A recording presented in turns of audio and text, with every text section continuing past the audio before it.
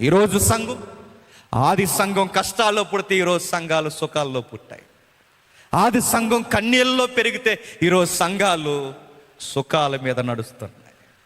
ఆది సంఘం శ్రమల మధ్య రోజు రోజుకి వర్ధలితే ఈరోజు రోజు రోజుకి సుఖాల మధ్య నిరసిస్తున్నారు. అందుకే చూడండి, ఎంతసేపు ప్రార్థన చేయమన్నా మాకు అవి కావాలండి, ఇవి కావాలండి, అలా చేయండి, ఇలా చేయండి, ఈ జీవిత కాలపు అవసరాల కొరకే తప్ప దేవుని ఎదుట చచ్చిపోతే నా పరిస్థితి ఏంటని ఒక్కరైనా ప్రార్థన చేయించుకుంటారా? చేయించుకో. రేపొద్దున నేను చనిపోతే దేవుని ఎదుట నిలబడితే నా పరిస్థితి ఏంటని దేవుని కొరకు ఆలోచించే ప్రార్థనలు ఉన్నాయా? లేవు. చలిహేస్తుంది ప్రార్థన, చలికి ప్రార్థన, తలనొప్పులకు ప్రార్థన, పిప్పులకి ప్రార్థన, ప్రతి చిన్న విషయానికి ప్రార్థన.